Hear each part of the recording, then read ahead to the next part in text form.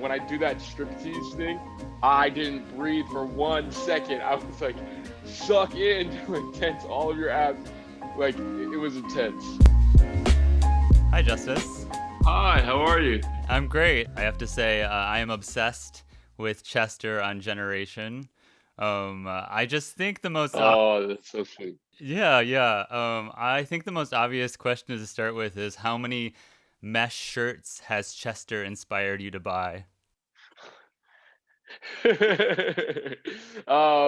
So far zero, but I definitely am looking at the racks, being like, God, I really wish I had the confidence to get that crop top or get that, yada yada yada. I will say that there's been a few hoodies in my closet that I'm like, this doesn't need the bottom half of it, and I've just like cut it into a crop. It's liberating wearing clothes like that, you know? Yeah, totally. I feel like Chester is inspiring me to maybe go through my closet and snip some of my clothes. Exactly, exactly. Um, would you be dressed like you are now if it weren't for Chester, or has Chester sort of been influential in kind of your evolution, both in style, but beyond that, and how you look at your own sexuality?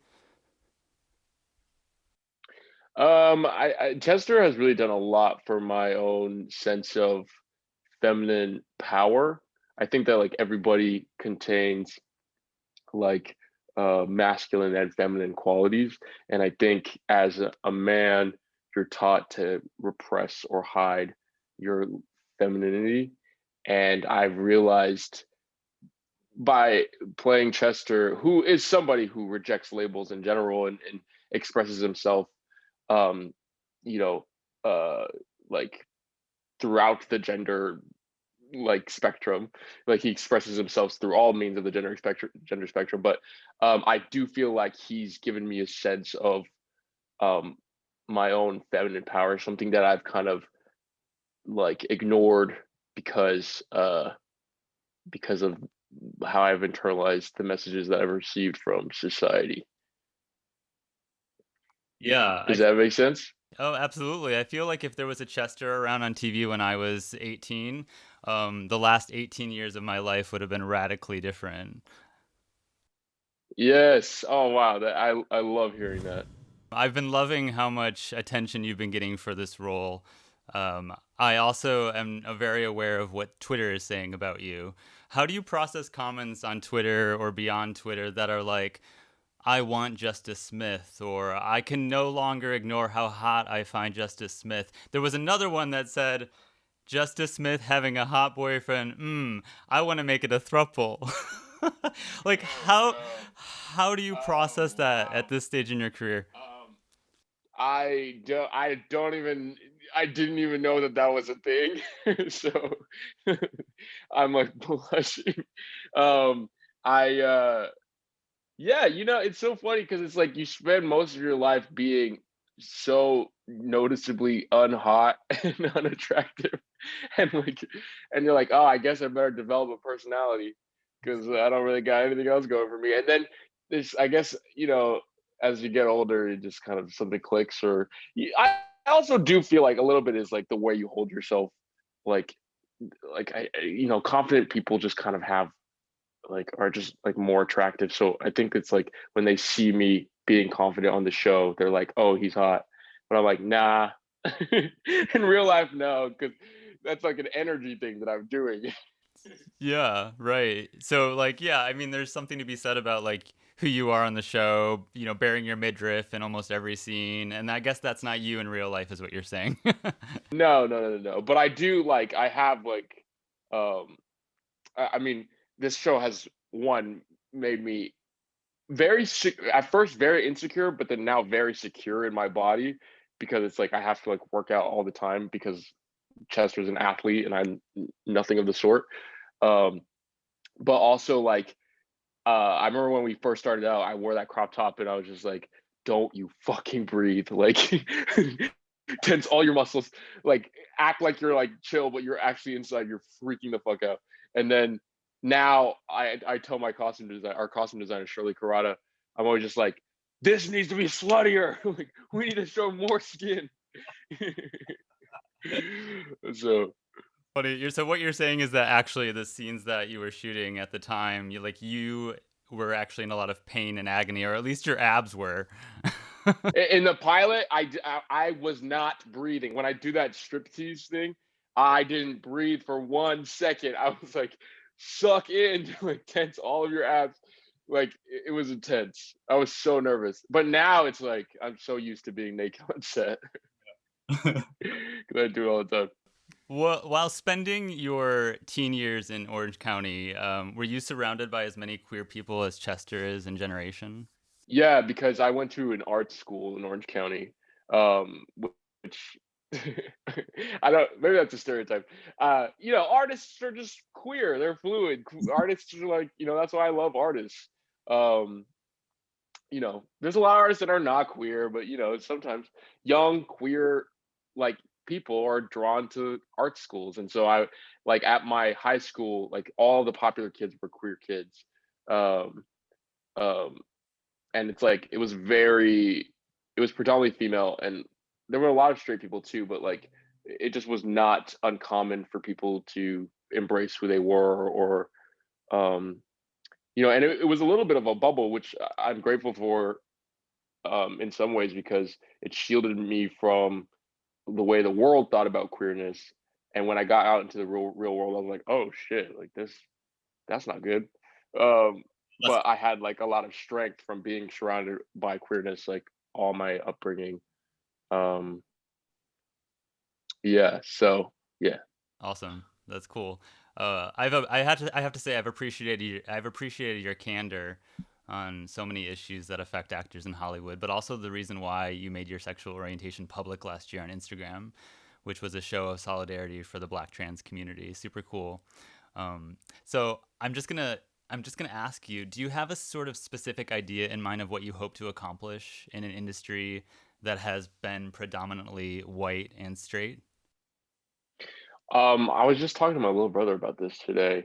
I find like that the most radical like protest is um unapologetic self-love and self-acceptance, and that there's so much leading I can do by example, by putting my face and um like on screen so that young black and biracial boys can see themselves represented, like is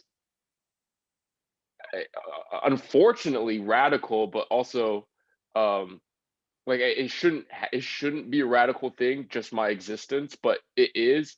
And the fact that I can utilize it and be like, well, then I'm going to represent myself and people who look like me and people who love like me, um and make them feel less alone. That is, I realized, like my greatest power in all of this. I'm just doing what I love. Acting is what I love to do. It's what I've always set out to do, and I just happen to exist in a black queer body. And you know, while I am very invested in social issues, it's unfair that as a black queer person, I am responsible or almost forced to speak out about social issues when um, people of the what's the word, of the majority are not necessarily like inclined to do so, or obligated to do so.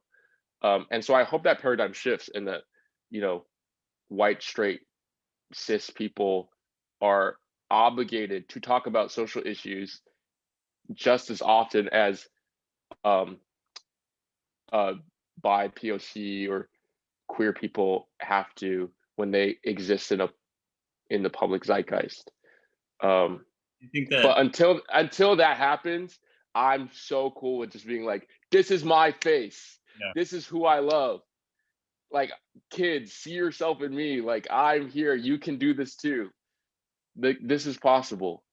That's awesome. That Um, makes me so happy to yeah. hear that. And I know a part of that is sort of, putting your relationship out there. I mean, that is also making a statement saying that like queer love is love. And Yeah. so I wonder how conscious you are of making that kind of statement, but also like, how do you know how to navigate how public you want to make your relationship? Do you draw a line somewhere? It's interesting because I have thought about this. Like that relationship was incredibly expansive to me. We're no longer together, but it was just like such a it was just it really opened me up as a person. I don't want to go into it too much, like, which is ironic because that's exactly what we're talking about, is how much I reveal about my relationship. But I think moreover, um I was like, there's so much black boy, black queer joy in my life, and there's so much black pain in the zeitgeist. And um one, I want to make sure that people know that I am aligned with this pain and I'm feeling this pain intimately because I'm a part of this community. But moreover, I want people to see the example of black queer joy, because I think that I was talking to my little brother about this too. It's so crazy that I like how things lined up. I was just talking to my little brother about this. When you surround yourself of images of pain and tragedy and solitude constantly, or you internalize those messages that society gives you, it starts to manifest in your life. It starts to reflect. Um, like I don't know what that is. I don't know if that's like a I don't know how that happens, but it just does. Maybe it just like affects the way your perspective, the way you see the world, is just like through pain and anger and fear and anguish and loneliness. And the minute you start to surround yourself literally with just images of joy, specifically of people of your community experiencing joy, it it it also shapes your brain. And it also is like, oh, no, no, no, there is a thing, there is happiness for me out there. There is love out there for me. There is success out there for me because I can see it. I see someone like me doing it. And so that was really important to me, just to be like, I have all this black boy joy, all this black love, this black queer love, and I want people to see it so that other black queers are like, no, in all this pain, there is light, there is love, there is happiness, there is joy. Um, Love that. so what but I do want to say, to answer your question, which I didn't, is that I am really private about my relationships, but I think that was moreover a statement um, to my community, um, just to remind them of the good in all of this. Um, but yes, I am private. Got there. We got there. Your single bed came out today. Congratulations. Thank you, thank you. Yeah, it's awesome. I listened to it earlier today on the way to get my COVID shot. Yes. Oh, that's awesome. Thank you for listening. It made me very happy. Can you tell me a little bit about the song, how it came about, and also, are we going to get a full album at some point? Yeah, the song I wrote about like 3 or 4 years ago about a relationship I was in, and I was really just in love with this person, and I wanted to kind of capture them in this like profile. And I I like realized how much a relationship exists um in the framing of a bedroom, and not just like in a sexual way, but like how the bedroom is like a place where you share intimacy, where you share consolation, where you can be lazy with one another, where you can laugh with one another, you could sit around watching TV, like you can argue, you can cry. Like it's like it's the most private, pure form of a relationship is when you are with your partner in bed. And so I kind of was just like, um, basically telling a story about this relationship through that framing device. Um, and an album, yes, I would love to make an album. I have all these songs written. I'm gonna record more with my producer Tarun, who is amazing and made this song like a full experience. Like when I originally wrote this song, it was just like me strumming. I'm not really good at guitar, but I write all my songs with guitar, and I was just like poorly strumming them out in his bedroom.